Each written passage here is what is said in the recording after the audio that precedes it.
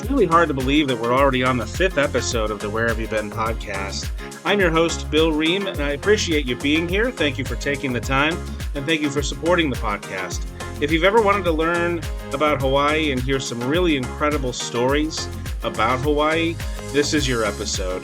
My buddy Jimbo lives on the island, and he'll tell you some great tales and a lot of things that I never knew about living in Hawaii and the places you can visit.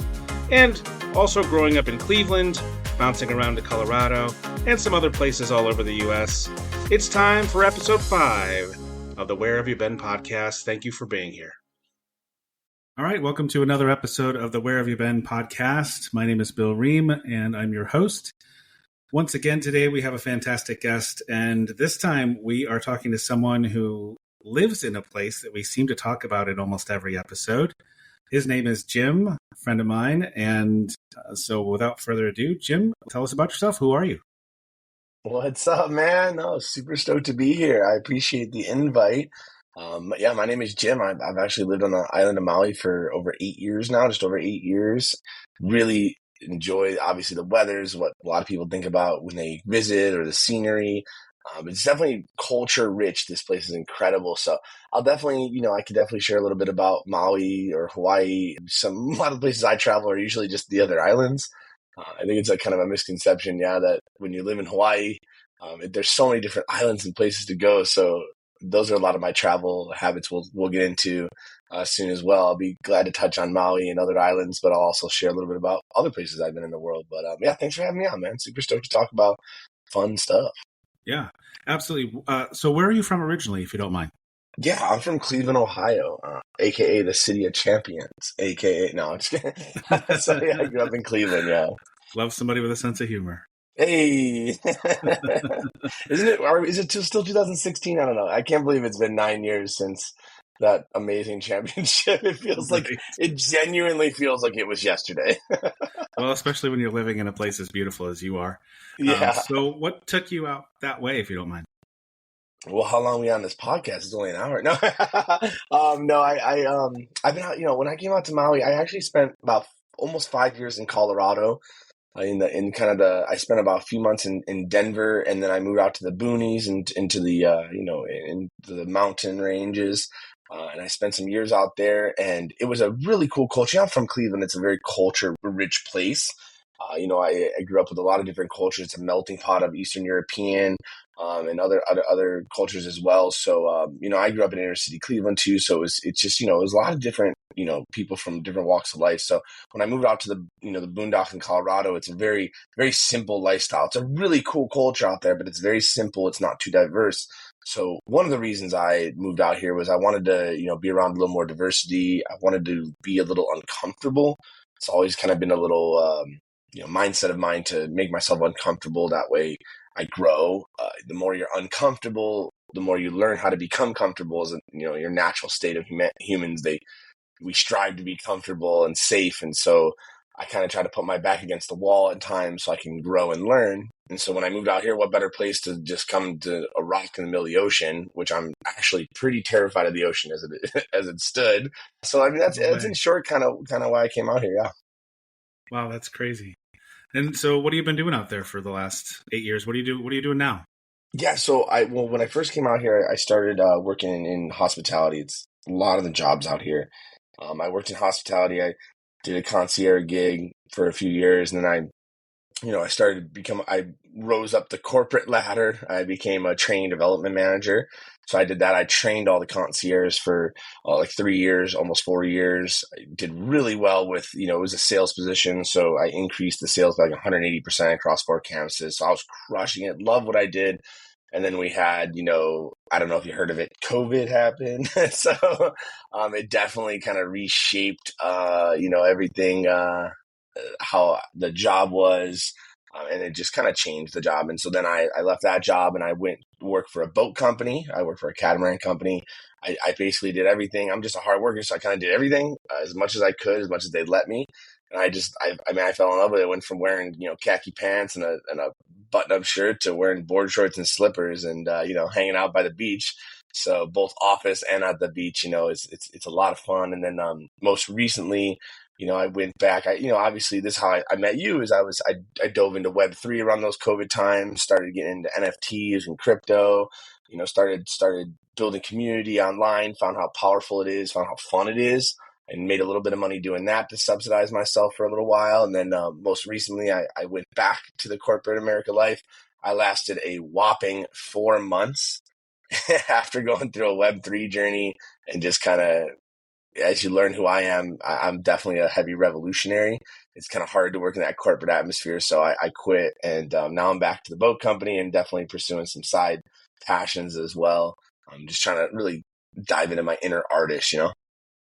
Awesome, man. So right now, if someone just wants to find you because they're interested about your journey, what's the easiest ways to find you? Yeah, no, I'm a Twitter fanatic. I've been on Twitter and I refuse to call it X because I'm with it you. used to I'm be, with you. it used to be such a better program. I'm not an Elon stan, but it used to be such a better program, and I'd hated having to pay for it as much as we do now. But I am on Twitter at Jimbo Slicer 69. Shout out Kimbo Slice. I always fell in love with the Jimbo Slice concept. I love watching those, watching that dude was so awesome, man. RIP. So shout out to him. That's my tag is Jimbo Slicer 69 because I'm super mature. And I actually I just recently, I think you'll be proud of me for this. I just recently got into the old TikTok. I feel like I'm an old man learning new tricks. But I got into TikTok recently, and I'm also a stand-up comedian, and my name on there is just Jimbo Slice. So if anyone wants to follow me on there, it's just Jimbo Slice. You'll see some of my ridiculous comedy. You'll see some videos of my dogs and my tortoises. But yeah, if you want to connect, I'd love to. This online world is much more powerful than people think it is. And when you say that, you mean just quote Jimbo Slice, unquote. No, no, good. Thank you for clarifying. Just has always been something I've been kind of drawn to as a sarcastic term. So I've always been just Jim because it's kind of like a play on words. Like, oh, he's just Jim. Like, I'm more than Jim, But so it's just the whole username is JustJimbosSlice. So it's just Jimbo Slice. But I love that you asked that because that's why I'm a troll. That's awesome, man.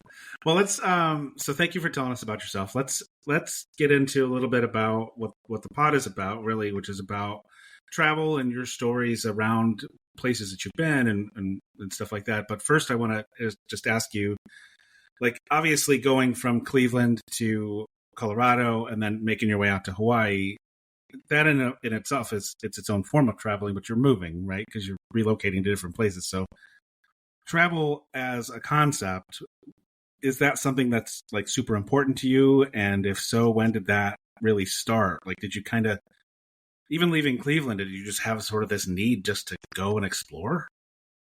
Yeah, honestly, growing up in Cleveland is like the reason I think I do have that, urge to explore is, when you grow up in a city, if anyone's grown up in big cities, there's a lot to do, but not at a young age, right? Like, especially I grew up in the 90s, so we definitely had a little bigger of a leash to say, if a leash at all.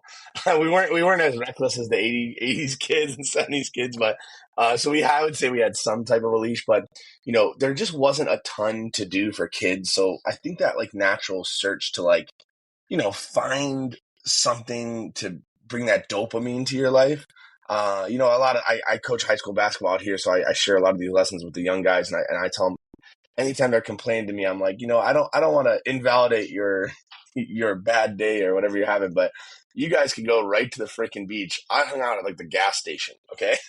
Right, 7-Eleven. So, yeah, the 7-Eleven hanging out, even to the library, just because they would allow us to kind of just socialize there. But no, I just think that as a human, you're searching for that dopamine. And I think that growing up in Cleveland, I didn't have a lot to really do and explore. There wasn't, and I say this, I will preface this by saying that Cleveland is very beautiful now. It is cleaned up.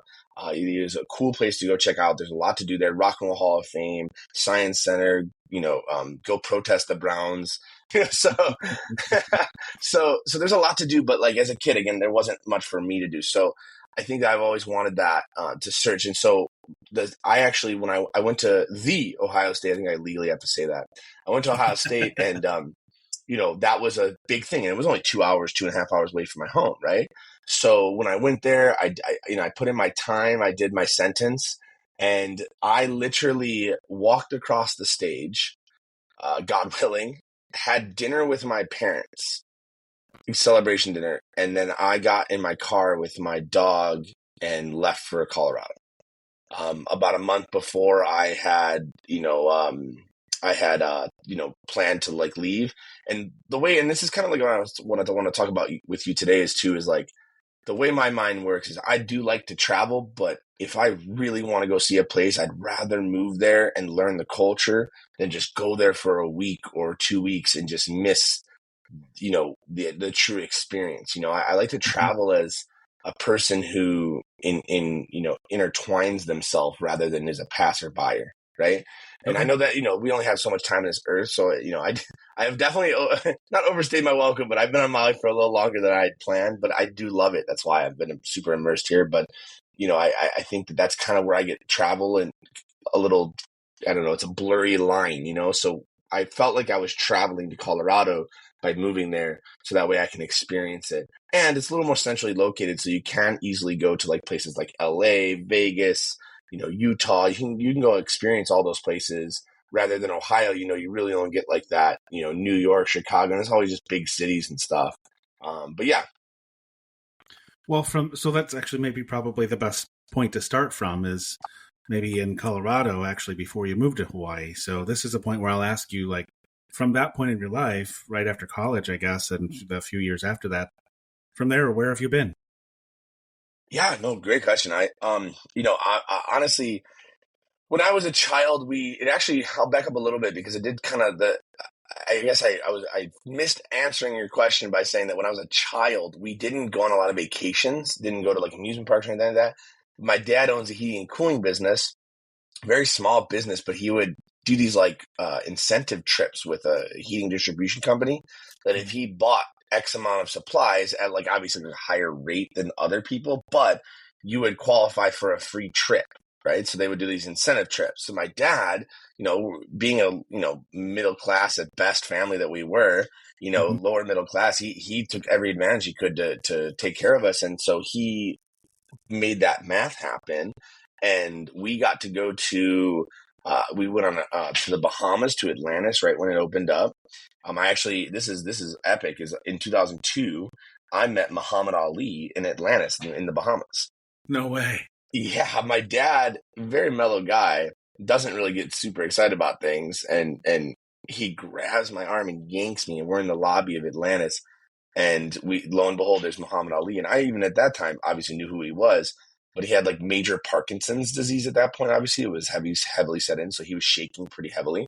And Yeah. this little girl walks up to him and she goes like, my dad wants your autograph. And I'm like thinking to myself, I'm like, come on, man, like Dude. don't ask this guy for his autograph. But then more to the character of the man he is or was, and he was like, he's gonna think I'm a doctor, but I'm not, okay, and winked at her, like Oh, talking geez. about his Parkinson's. Like, what a cool dude. So Sure.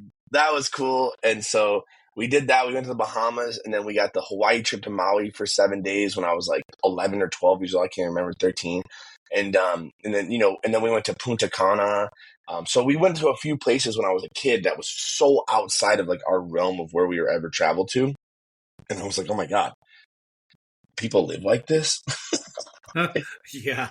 I'm No. from Cleveland. I mean, There's some well, yes. I mean, but I mean, yeah, even Punta going to Cana. LA, like even going to Cali or Colorado where there's sun. Like, I mean, like Right. being from Cleveland, Ohio, I get gray clouds 9 months a year. Don't get me wrong. There's, our summers are cool. It's really our spring and our fall. It's really nice there, but most of the time it's gray clouds. So, that I really started believing that like the more sun you got, the more energetic you felt, the easier it was to wake up in the morning.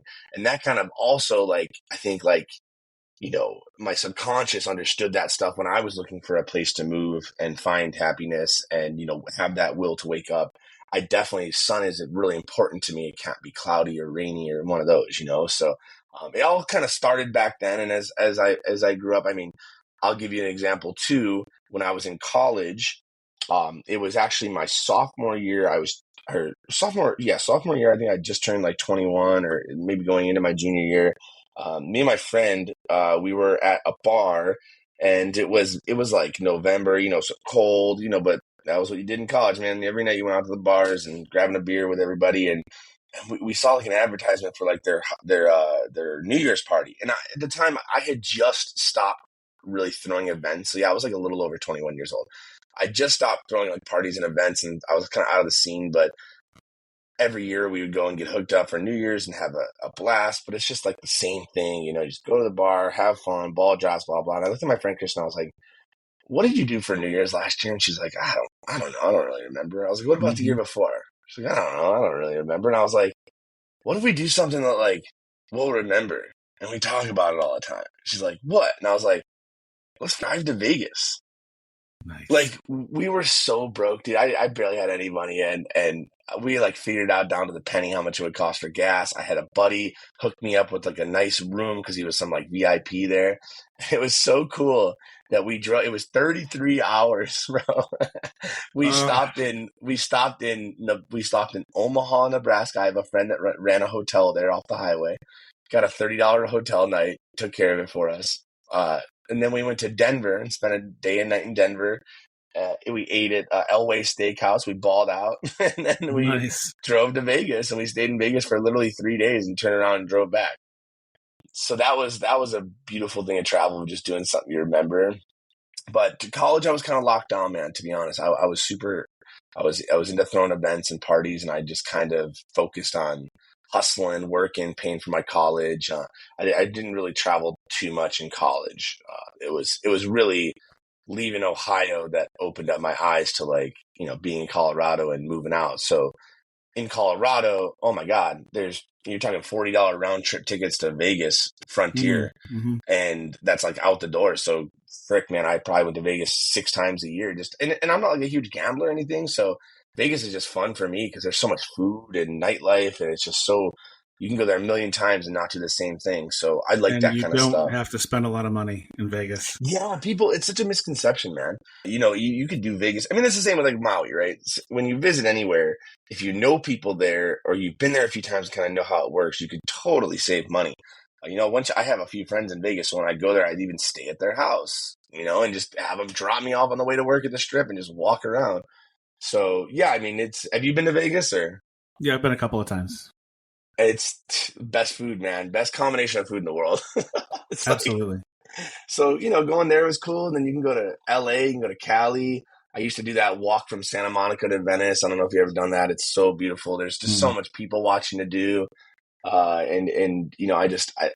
Opening up that like Colorado being more centralized to all those beautiful states, that really helped me out a lot.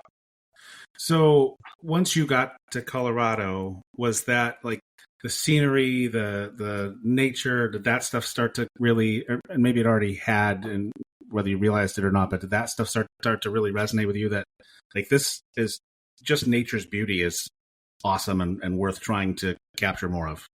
Man, absolutely. Again, even the neighborhood I grew up in, it really was green, I'll say. There was trees. A lot of people had trees in their yard and stuff.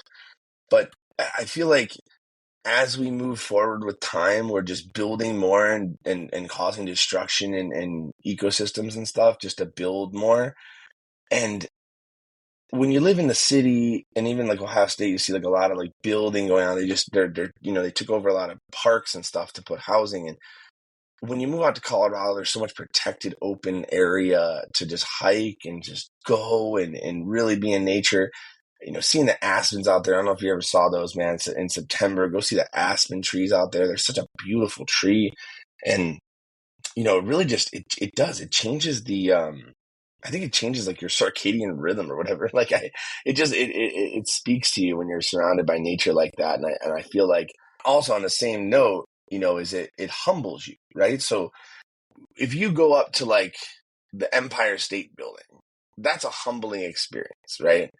You realize how small you are. It's the same though when you go into mountains. When you go into a top of a 14er, a 14,000 foot mountain, it is the most insane, life-changing view where you're just like, wow, like I don't matter, and like I'm this little speck and I can't even see me from up here. 1,000%. And I just, it helped, my mindset of appreciating the little things. Yeah, absolutely.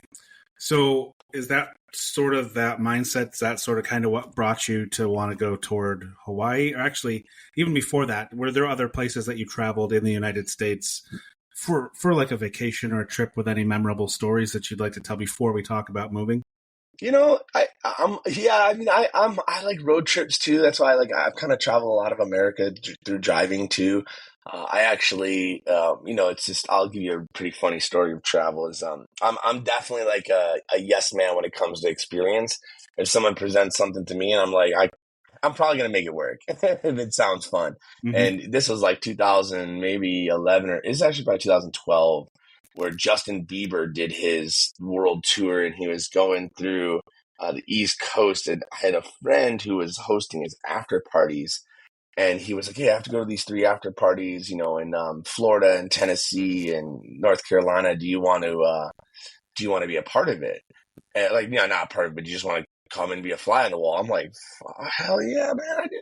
Like, of course, like he's the hottest thing in the world right now. So I got in a car with a few friends that were doing the show, and we just kind of traveled as flies on the wall to that. And I got to see all these cool cities. I got to see Tampa was super fun. We did Orlando. We did in Nashville. I'd never been to Nashville. That was super fun.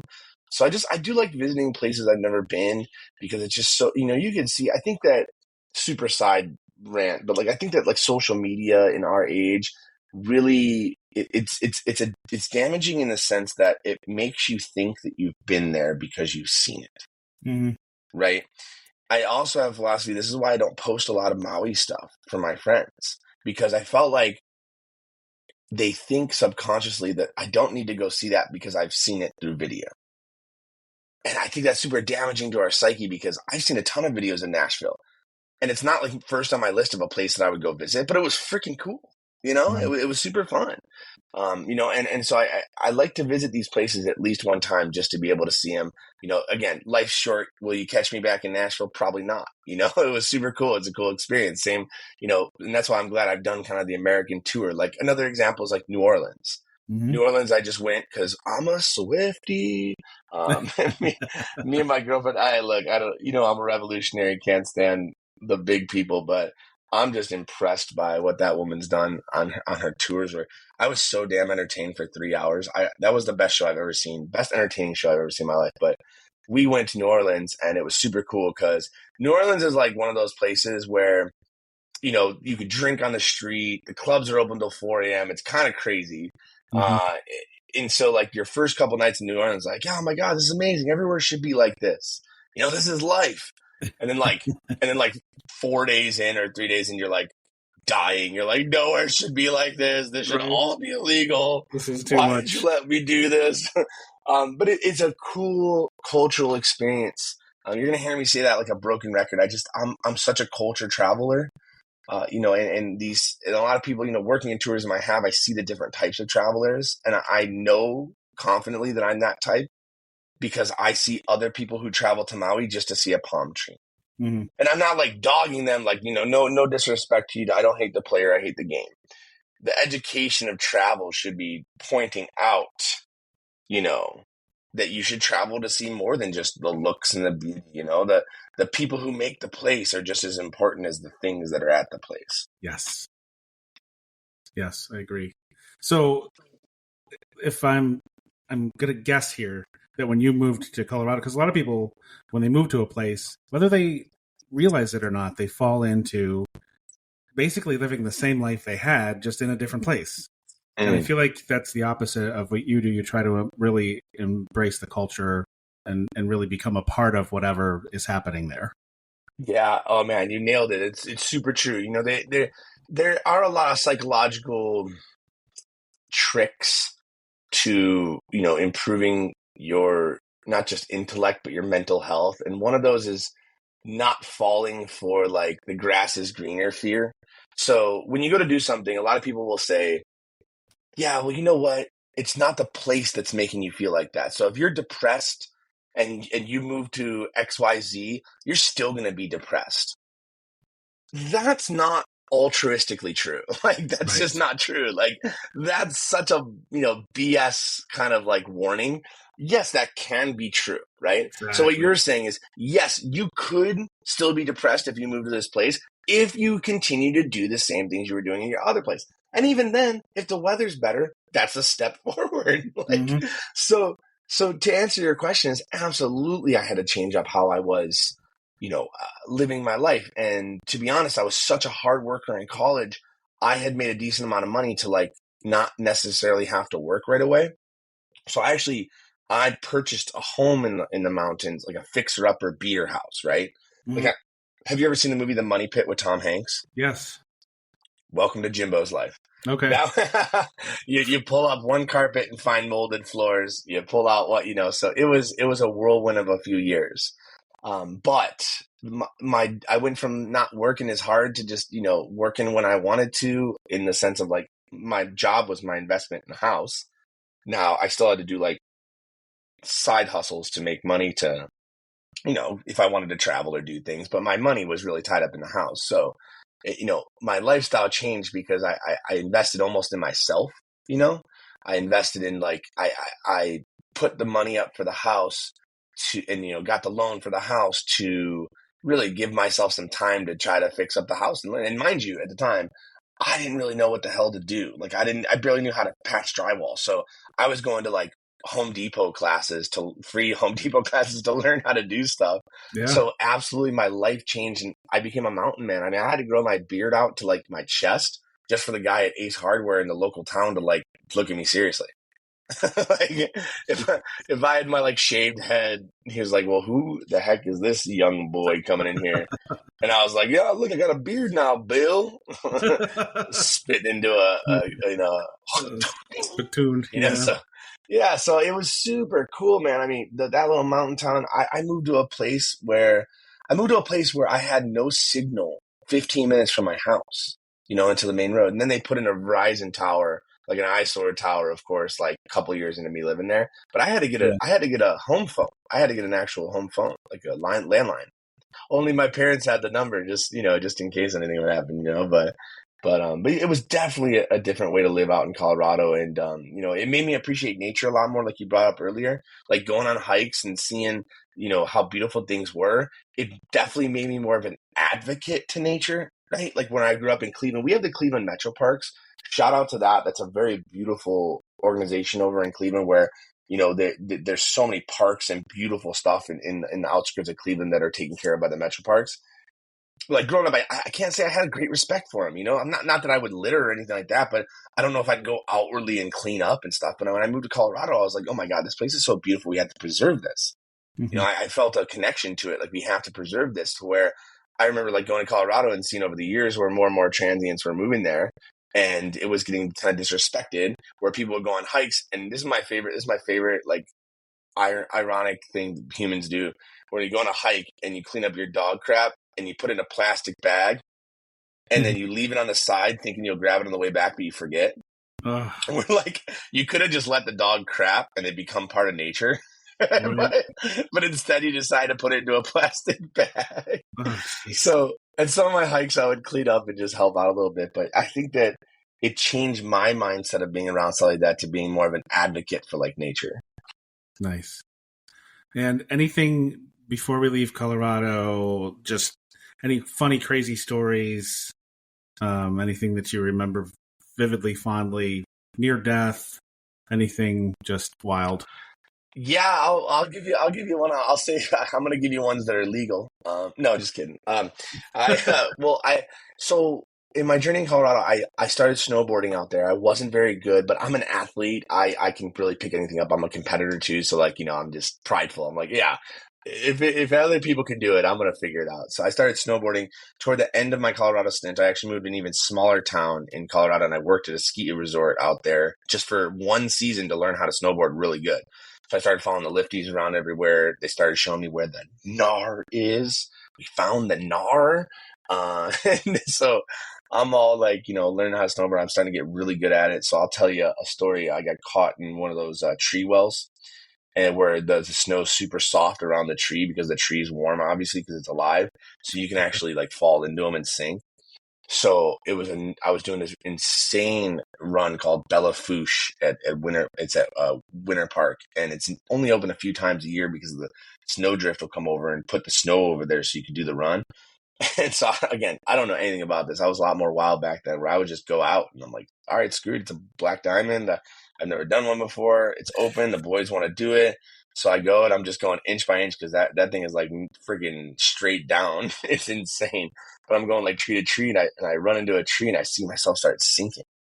And I'm like, oh my God, this is happening. So I like remember what to do. I like laid on my back.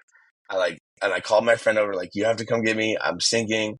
She came over and put her board there so I can grab her board and pull myself up. But I mean, it was probably like 8 to 10 feet down. Oh my gosh. And that would have been a nightmare. And who knows, trying to find me and stuff. I mean, it was those times, right, where you're young and you're just having fun. You don't even realize like how close you definitely were to like absolute destruction, like nightmare 911 scenario. No kidding. So again, I like to put myself in uncomfortable situations. So I have a lot more respect and knowledge. I'm not a bubble boy. You know what I'm saying? So I think that putting yourself in those uncomfortable situations, testing yourself, that situation made me have a greater appreciation and understanding of the mountain. Right. Oh, so sure. I'm glad I went through all that kind of stuff. And greatest food in the continental United States, is there any? Gosh, that's Vegas, man. I mean, the best food is Vegas. You can get any type of food you could ever imagine in Vegas. Obviously, I like all kind of food, but I tell you, for continental, I mean, going over to Cali and eating fresh fish was wild to me. Obviously, I live in Maui now, where there's the fresh fish is unbelievable. But like eating sushi, like fresh sushi in LA, was like life changing for me. Because when I was growing up, it was like walleye and perch, and they were definitely cooked. If you told me I could eat fresh fish out of freaking Lake Erie, I would have punched you. So, learning that, like, I felt like that was a culture shock to me. Going to like the West Coast and be like, there's fresh fish. Same in Colorado when it comes to like elk and stuff like that. It's so fresh out there that it's just a different taste, right? Super ADD side rant, but like same concept with beer. Like Coors Light in Colorado tastes so good. In Cleveland, it tastes awful because it has to be transported. I don't So it's believe like, you. yeah. So I swear to God, man, Coors Light and Coors Banquet was such a dang good beer if Coors you're Banquet is still a drinking good it. beer, by the way. But I'm not a can. Like if it's in a can, I'm like, ugh. But like getting it from Colorado. So the point being, like, kind of to answer your question is, I'm Right. such a win and roam type person, man. It's Mhm. like when I travel, when I live or wherever I go, I'm win and roam. If I can't stand something, or as long as I'm not allergic to it and it's the delicacy of the area, I'm eating it. You know what I mean? Like that's Yep. just, I'm doing it because I think it's important to get that. That's a culture aspect. So when it comes to food, I mean, if you told me right now, close my eyes, pick a spot, count of 3, go somewhere, I'm going right to Vegas, hands down, no questions asked. Nice. Anywhere else in the U.S. or the world that you want to touch on before we go to Hawaii? Yeah, let's think. I mean, I've been a lot of places, man. Most recent, I think Portland somewhere. I'm going to be going there this summer again. Portland's a really cool spot. I know it gets a lot of hate politically and like, with media and stuff, but I love it. I think that Portland was a super friendly place. Like, and the outskirts are very beautiful. The suburbs, you get the mountain, the ocean, and the people are so friendly and accepting. I love that stuff. I'm such an ally when it comes to just people being happy. And I think there's good people on all sides. There's bad people on all sides. But if there's somebody that just wants to be happy and they do their own thing, just be accepting of them. And that goes for religion, sex, race, whatever. It's just like, as long as someone's striving to be happy and they're making other people happy, I support you and will do anything I can do to help you. And I felt like that was the vibe of that city, where it's like they say like keep Portland weird. I mean, that's awesome to me. It's like Portland felt like a place where like outcasts and weirdos from their hometowns that didn't fit in could move to and they'd be accepted. And I have to shout out Portland because I had a great time the few times that I went there, and I'm really looking forward to going back. I think it's like just such a fun place to be and hang out. I've never been, and actually, it's a place I've thought about going, and I've never. It kind of falls out of my list and out of my when I'm trying to think of places that I want to go. I believe it. So, what else? Like, what else about Portland? Where'd you go? What'd you see? What'd you do? Well, some of it I can't talk about on this podcast, but they have really fun clubs there. No, it's honestly, it's so beautiful that not only the food is really good, and the surrounding areas and stuff are just so fun to be around. To be honest, you can escape the city because look, it gets a lot of hate for the city, and I'll just speak on it just for a half a second because me and you have had such epic talks in our lives that this is so appropriate for how we talk. Is Portland gets a lot of hate for the police situation, the defund the police, and how outspoken they were about some police issues and police brutality. Look, point blank, when they were saying defund the police, they were just saying to reassess the budget, to look to help out the homeless instead of just like kicking them out and stuff, to try to like stop putting a band-aid on the cut and find out what keeps cutting the person. And so instead, the police department over there, they pulled out their police from the downtown areas and just kind of let it go to like a wild, wild west. And it's like, nobody told you to rug pull a 100-plus-year-old institution. Like, it turned into Gotham City. I mean, it's super gnarly downtown at night. I mean, there's a lot of drug addicts around, but I will say just like other big cities, right? You get that. People get the hate on San Francisco and places like that. I mean, go to New York at night, it's dangerous, even Cleveland. And so my point is that I think a lot of people don't appreciate Portland's beauty because of what they've heard on the media and what they see and all that. But with that being said, not just the downtown, but go to the surrounding cities are super fun, the surrounding suburbs. And you could even go further east and go into the mountains. I mean, the mountains in Oregon are so beautiful. Between Oregon and Washington, that whole area over there, just the hiking is incredible. There's a lot of history out there, Native American stuff. I mean, it's really, really cool. I just think that, again, with our life being short, I'm not ever recommending someone just go to a big city just to go to a big city. Like, travel the right way. Touch the big city. That's awesome. But also, I think a lot of people travel like, well, I'm going somewhere for a week. I want to stay in the same spot. Stop doing that. Stop being so comfortable. Stay in a hotel for 3 nights, change hotels and go stay at another part of the area and then fly out, So if I'm you and I'm going to Portland, I'm staying in the downtown area maybe a night or two. And then I'm going east and I'm visiting some of the mountains. And then I'm going to Washington for a little bit in a couple days and spending some time in those mountains. And then I fly home, But I definitely recommend people go check out that zone. Awesome. I will definitely add it to my list and try not to forget about it when I'm booking my next travel. Come in July, I'll be out there. We take our basketball team out there for some summer tournaments. There you go. We'll talk. So, okay, moving on. You made the decision at some point after a few years in Colorado that I don't know if you remembered going as a kid and it stood out to you or what the reasoning was, but you decided to hop out to the island. Yeah. So, I mean, look, I'll be honest here, I love this place a lot, and I think a lot of the people who have moved here, I call it it's kind of like draft classes out here, where like when you moved here, it's kind of like your draft class. And there's a lot of things about Maui where 90% of people who move here don't last 3 years. Most people even leave within the first 3 to 6 months. Just they find out it's not for them, the cost of living. There's a saying about Maui: she either spits you out or chews you up. So it's like, I felt like I was welcome because I made substantial life changes to come here. In my mindset, I'll give you an example. When I first moved here, I was lucky to meet a few people who were born and raised, and I came here with what I thought was a pure mindset. But let me first and foremost say that whether you want to admit it or not, you were raised in an American society, and you have an inept concept in your brain of colonizing. We are colonizers, right? That is, Western civilization has done nothing but colonize the world for my lifetime. Okay. So, and I don't mean that I'm not trying to get super deep with that. It just, you have to understand that you travel with that sense of colonization, and you can smell it on someone when you haven't been around it for a while. Right. And I'm not saying that someone who doesn't have it is better or worse. Sure, hate the player, don't hate the game. Yeah. Don't hate the player, hate the game. You know what I mean? I have a lot of empathy for humans and what we've brought up with. So with that being said, I came here thinking I was pure. I'm here for the right reasons. With that being said, one of the first things that I was thinking was, oh my God, I gotta survive here. I'm broke. I gotta hustle, blah, blah, blah. So I have a friend in Denver who has a glass shop where she sells awesome glass, and I love her to death. And I'm also thinking always how to help other people that I've met, in my web and my inner circle constantly. And so when I moved out here, I was like, oh my God, I can get glass shipped out here for super cheap. We can open a store. And my buddy goes, yo, I'm going to stop you, bro. Like, we already have a glass shop over here. Like, because we're on the west side and it's like a small area. He's like, all right, we already got one.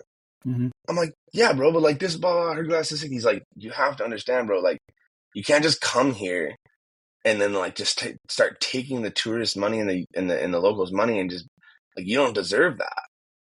That hit me, and I was like, whoa, like you're so right. Like that is such a bad mindset to come over here and not have given anything to the island itself and be trying to take resources from it.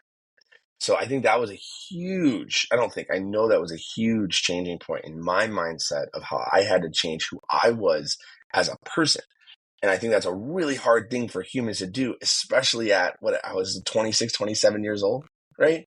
Very impressionable age, 27. Mm-hmm. So it's very like humbling to have someone say that. And mind you, look, I could have absolutely looked at him and been like, yeah, but, or screw you, you know, like that's ridiculous, right? I gotta hustle to live out here. But it was that like entitlement that people have that made me think like, oh, well, I'm just trying to live out here. I'm trying to hustle. I should be able to do this. And it's like, no, it's just not how it works. And it's like the same mindset, just to give an example if someone's not following along, is I see this out here a lot, is people don't know how to take no for an answer. So you'll be trying to go to a hike or a waterfall or something, and then you see that there's no parking. So you make your own parking by inconveniencing someone else. Mm-hmm. Because you can't accept that you just can't do that. And I think like in Western civilization, I'm sure there's a lot in, you know, other places in Europe and stuff too, but I see a lot of Americans that we have a hard time accepting no. Nobody, you know, there's no area that we're brought up that like no is accepted. Like you just can't do this. Well, I'm going to make it work. You know, sometimes you just can't, and that's not how it works. And I think that was a very humbling, life-changing experience. And to be honest, one of the reasons that has allowed me to live out here this long. Wow. So you got there, you settled into a place. Have you lived in the same place the whole time, or have you moved? No, I moved around a few times. I actually, when I first moved here, we actually moved into a shared like apartment. So I just rented out a room, literally with like a mattress and 2 suitcases, and lived there for like 3 or 4 months. And I found a new place, more permanent place, for like a little over a year. And then I found an apartment that I had to, because when I moved my dogs out too, I moved both my dogs out. And so I had to find, you know, dog friendly places. So we found this other apartment, lived there for about another year. And then the main house I lived in for almost 5 years, I got kicked out of after the fire because my landlord's a piece of crap human. And he pulled a really sketchy move, man, and kicked us out with 45 days notice to take FEMA money, which meant that they were offering to pay 3 times the going rate to house a fire victim. Now, don't get me wrong, like obviously I want to house fire victims, but that logic is just greed and trash. And he was, you know, so we had to move on a whim's notice. We got super lucky, and now we live, you know, on the other side of the island, but it's beautiful, and I'm in a great location now. And I just, you know, everything happens for a reason, man. So in the time, you don't realize that.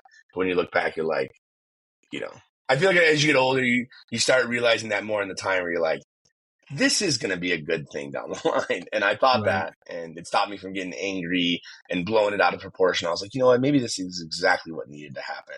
And sure enough, it was, I think. So as long as you've lived in Hawaii, you've always lived in Maui? Yeah, correct. Yeah. But you've traveled all over.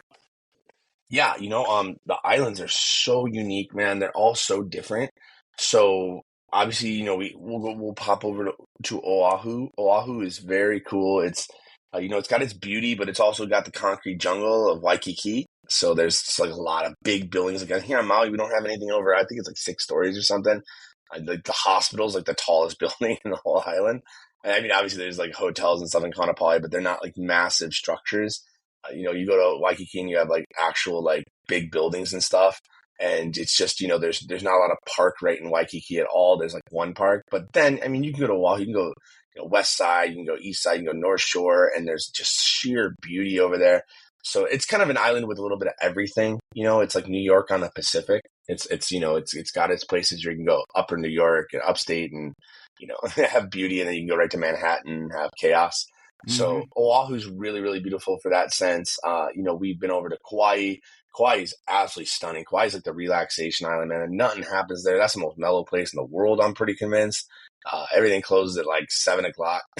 You ain't getting nothing.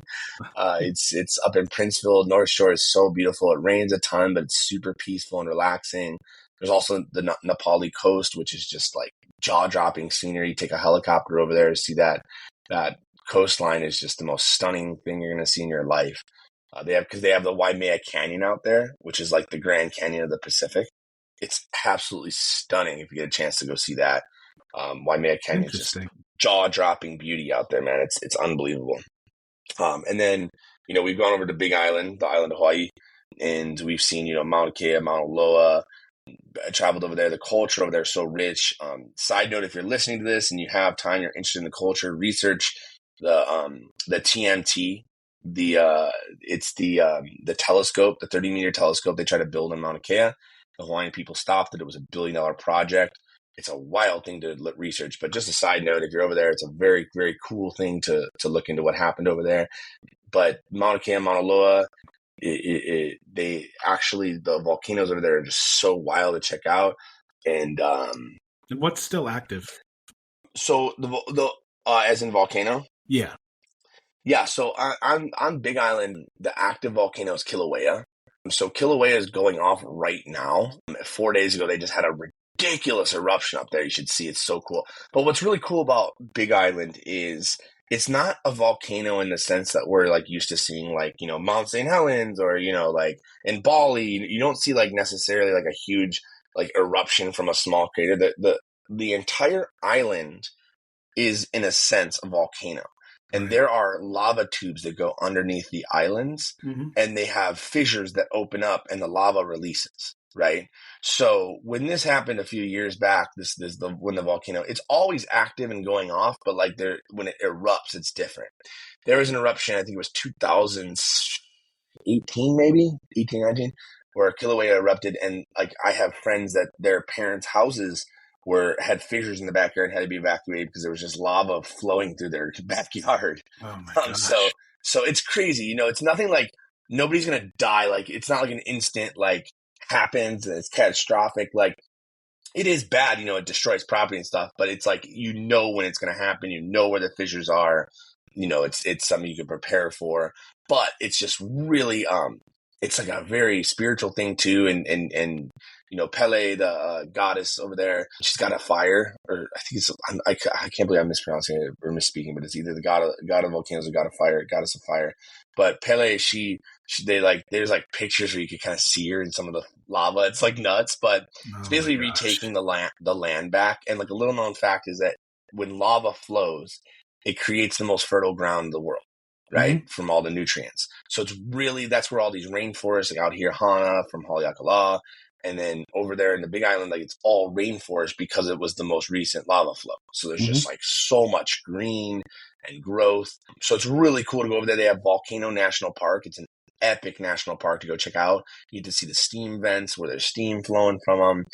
It's just really, really cool. And then you can go eat lunch. They have like a restaurant right by the cauldron, kind of the huge cauldron, and you can see like the lava. I even did a helicopter ride over some lava one time, man. It was so freaking cool to see it like take down trees, like slowly flowing, Wow. But it is impressive, Big Island. So then we have the two other islands in Maui County that I've been to both of them too. You have Lanai, which is the pineapple island. It was owned by Dole for years. It's where most of the pineapples in the world came from. And now Larry Ellison owns it, like 97% or whatever, the Oracle guy. And so, but with that being said, there's a town in there called Lanai City with some beautiful people. It's a very small town. It's like your community college campus. Like, that's how small it is. It's like 10 blocks and you wave at everybody and everybody knows everybody. Beautiful people over there, such friendly people. They have a beautiful beach called Hulu Poi. And you can go hang out over there. It's so incredible, that island. A little, just incredible. And then Molokai is a pretty native Hawaiian island. It's absolutely stunning. I'll give you an example. Over on Maui, we have a Walmart and a Costco, right? Okay. Over on Molokai, they only have like 2 stoplights. Okay. So so Western civilization never really got over there, so there's a lot of really cool kind of like spirituality and stuff and beliefs and why that never happened. But Molokai is a very, very special place in itself. On the backside, you have Kalapapa, which is the leopard colony, the peninsula where when leprosy came around, they were hiring headhunters to find people with leprosy and throw them over to Kalapapa. Oh my So gosh.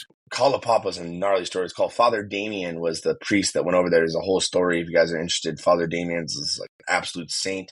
He is a saint. He's in sainthood, but it's a really amazing story where they like wrote all those people off to die, and this priest went over there and wanted to rehabilitate and just make the people feel like people.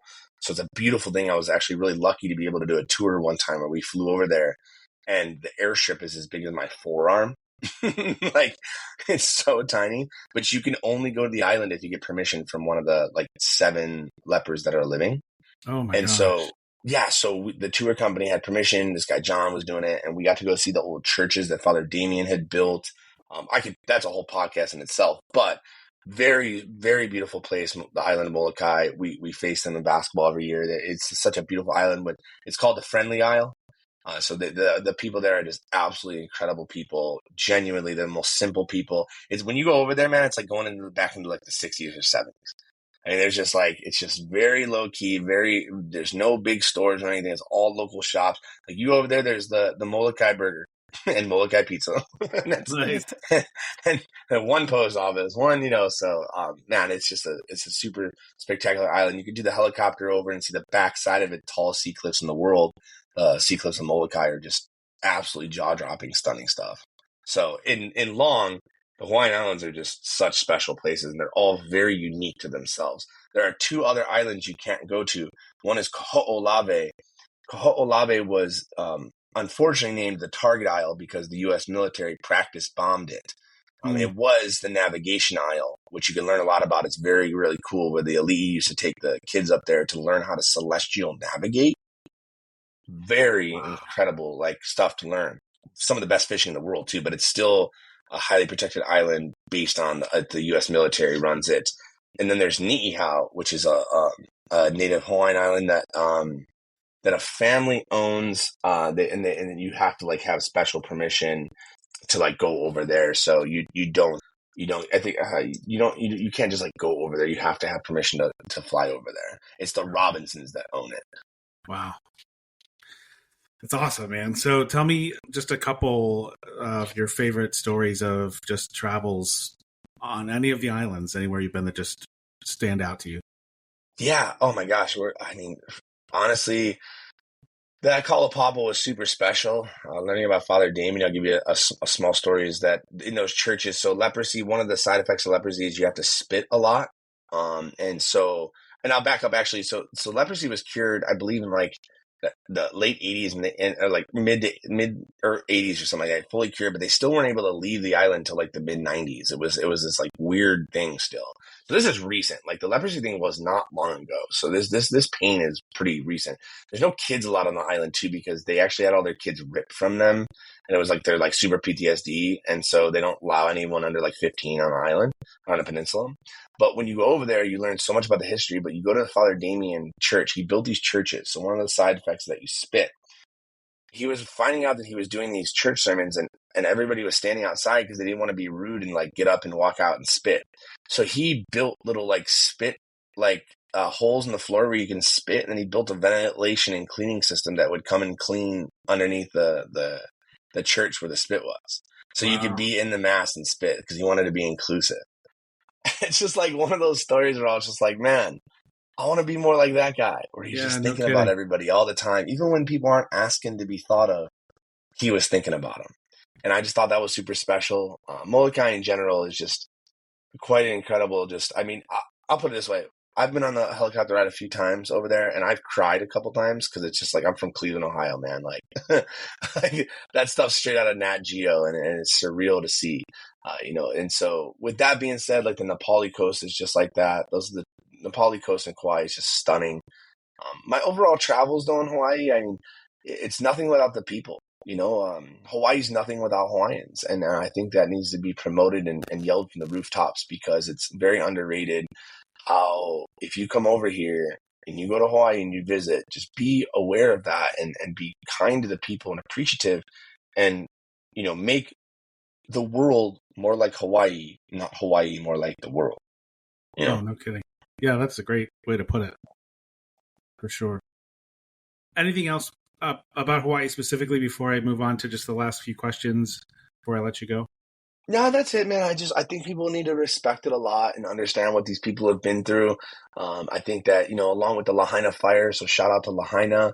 My heart is still super heavy from losing the most beautiful town I've ever been to in my entire life in the fires, in August of last year. So it's a very, well, 2023. It's a very sad thing that happened over there. And the people are still struggling. So if you come over here, just come over here with empathy and learn how to show aloha and understand that, like, when you show aloha and you are caring for people and you have empathy in your pono and, all these amazing Hawaiian cultures, your life is better and your soul is better. So don't just come over here for the scenery and the ocean and stuff. Come over here to learn this way of life so you can take it home and make the world a lot better of a place. Awesome. Well said. So anywhere that you've been, anywhere in the world that you just think, you know what, I definitely have to go back there someday. I just didn't explore enough, or it intrigues me enough that I want to see more of it. Anywhere like that? Yeah, no, I'll give you a couple examples. I mean, I do feel like everywhere I've been, I could do a lot more exploring. I think the Pacific Northwest, I do want to go to the Pacific Northwest and explore a little bit. I had never seen the redwoods and stuff, so I just barely got into like that, yeah, that upper Northwest part of the country. So I think that's super beautiful. Even like Colorado, just I want to go to the Four Corners because I just experienced in Colorado and the Rocky Mountains in general. There's just very jaw-dropping scenery. There's not, but I am also at the same time. I mean, it's funny because I'm answering that question with like telling you where I want to go instead, because it's kind of this like I to answer your question in short, I feel like everywhere that I've been to this point, I don't necessarily need to go back. Mm-hmm. I'm very much so a new explorer. I will go back if if the situation presents itself, but to be quite blunt, I'm really only going back to those places if it's like multiple variables bringing me there. Like, I'm not going to go to any of the places that I've been for just an idea to go there.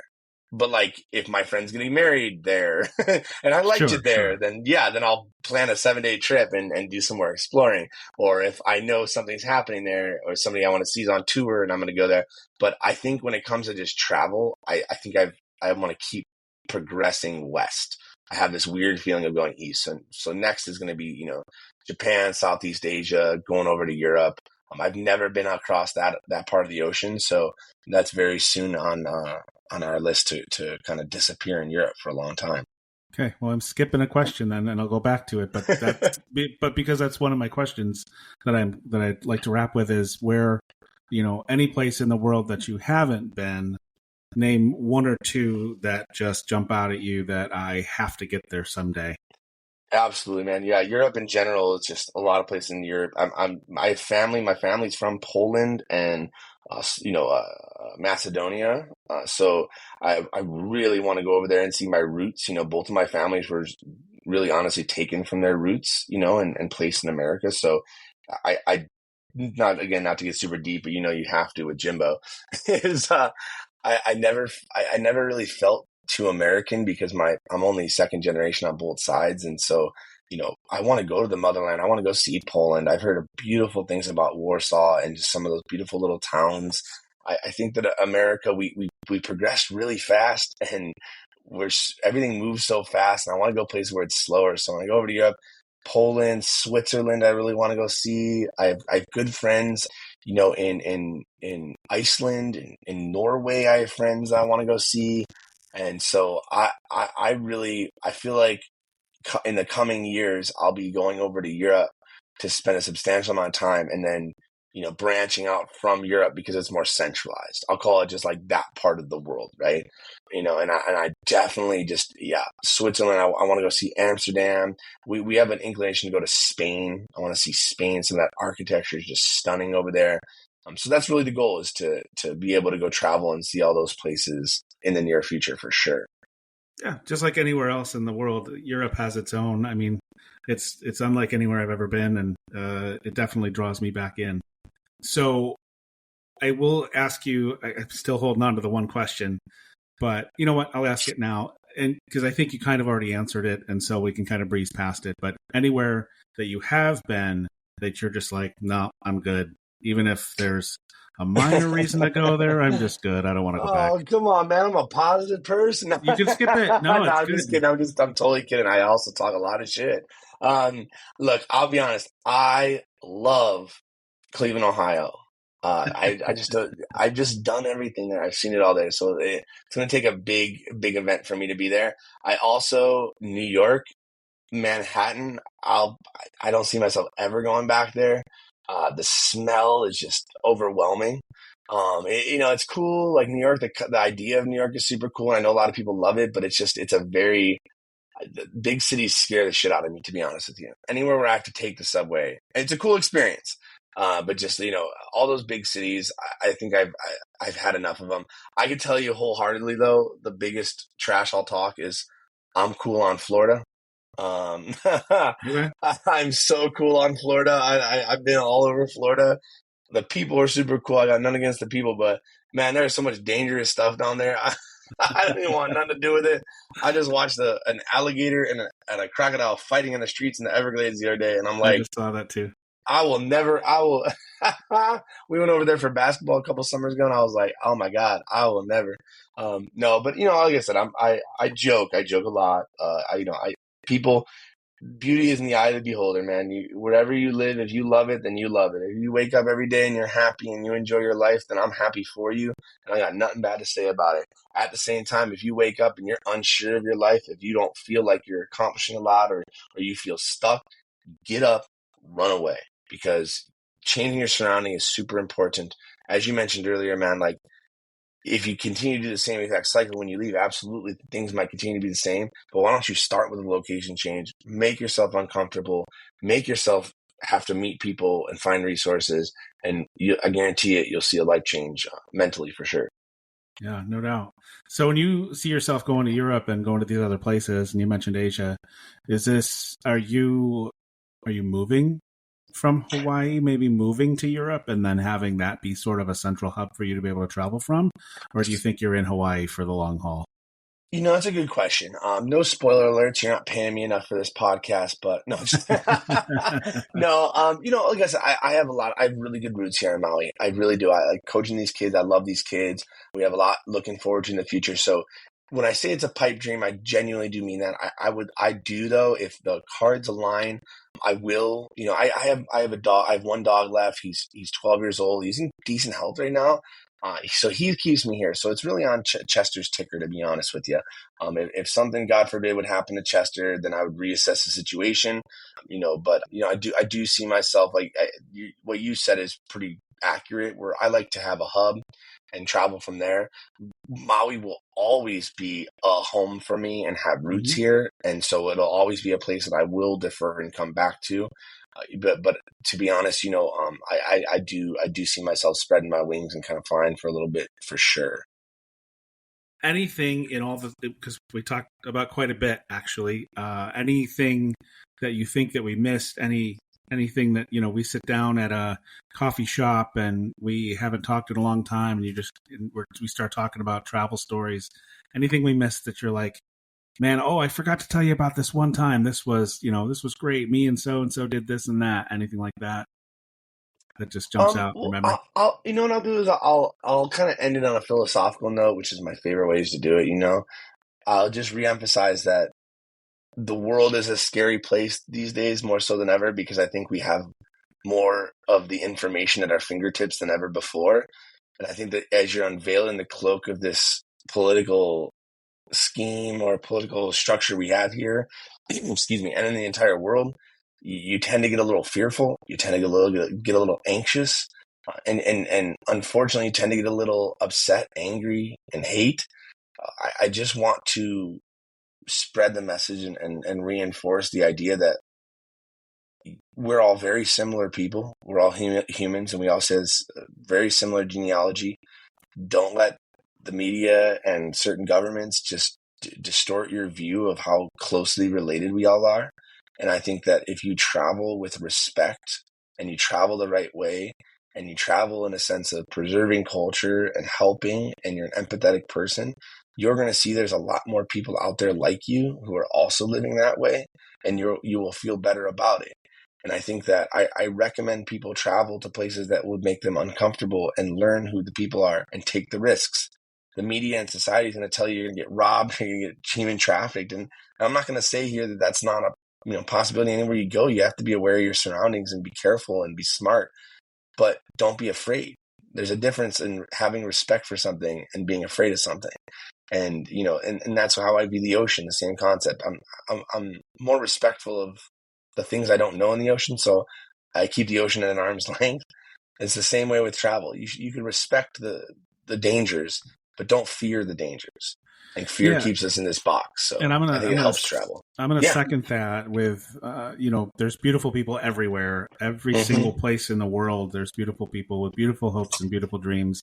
I just watched something recently. There's a YouTube channel. It's a group of people that travel all over the place in the U.S. and Canada and all over the world, and they go knock on people's doors and offer to cook them a meal in their own home. And it's an incredible premise. Some of the things, I've watched this channel for I don't know how long now, and I cry all the time watching it just because the stories are so beautiful. And they, within maybe the last 5 or 6 months, and maybe I wouldn't recommend it today, maybe I would, I don't know, they decided to take a trip to Russia and knocked on a woman's door. She barely spoke English, and yet they were still able to communicate. The story and the time that they had together for one evening, 1.5 evenings, just so beautiful. This woman living in Russia, she's just a human being, right? And just happy to have these people in her home and be able to share her kitchen and her dinner with them. And then they went from there to Ukraine and did the same exact thing and stayed with a family, and they just partied and had a great time. And then in the morning, the sirens went off because there were missiles heading their way. Yeah. And luckily, they were spared. But just to say that there's beautiful humanity everywhere and there's beautiful people everywhere. So yeah, all fear aside, like just go and just experience things. Mm-hmm. And you'll have. No, I think that's a great point, man. I do. I think the world's a lot smaller than people think it is. I think we're all very similar. We all come from the same place. And again, like putting down the spirituality of things, putting down the religion, the race, the gender, whatever, put all that stuff away, is strip everything down. We're all human. Mm-hmm. And, I think that more and more people are waking up to the fact that, these wars and this tragedy is happening is people who are representing us that don't represent us accurately. Mm-hmm. And I think that the people who are the ones traveling and stuff can have a huge influence on that. And in this day and age of an influencer culture, be the good influencers. Be the people who influence people to be better people. Don't be the people who influence people to, use and abuse, because we have used and abused for too long. And it's time to just really, take the culture that we have in this world and preserve it and look out for each other and help each other. Because if you travel the right way, you're going to have your eyes open that the world is such a beautiful place. And I think we're coming to a crossroads soon. I think everyone feels that, where we're all going to need to decide if we fight for each other and fight for the future, or we don't. And so, I'm here, I'm fighting for people. I'm a revolutionary. I'm an empath. And I think that if we travel a little more around the world and we promote this, which is why I appreciate you doing this podcast, we promote these awesome stories and we do these story sharing and preserve these memories, I think it'll really give people the hope that we're so desperately searching for in the recent times. Yeah, I would love it if that happens a little bit more. My last question, and then we'll wrap, is you already told me Portland, but so in the near future, coming up maybe this year, where are you going? Ooh, man, I don't even know what I'm doing this weekend. No, we're doing Portland for basketball. I have a pipe dream.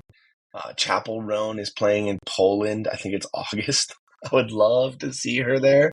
I don't think that's gonna happen, but it's a pipe dream. But if not that, I think we were. I was really trying to get to WrestleMania on 420 in Vegas. If anyone wants to go fund me, let me know. But I don't know if that's going to happen either. But right now, it's just going to be Portland. We're definitely going to do a couple island trips. I'm actually looking to go over to Big Island soon to check out the new lava flow. But yeah, I'm pretty much going to lock in We're trying to make this Europe thing happen in the next couple of years or next year or so. So I'm really going to lock in and kind of try to stay on the Hawaiian Islands for the time being, for the most part. Awesome, man. This has been great. I really appreciate you taking the time and talking with me and sharing some of the stories that you've had. And we'll definitely be in touch soon. I appreciate you having me on. It's been super fun to talk about these experiences and keep it up, man. This is such a cool topic.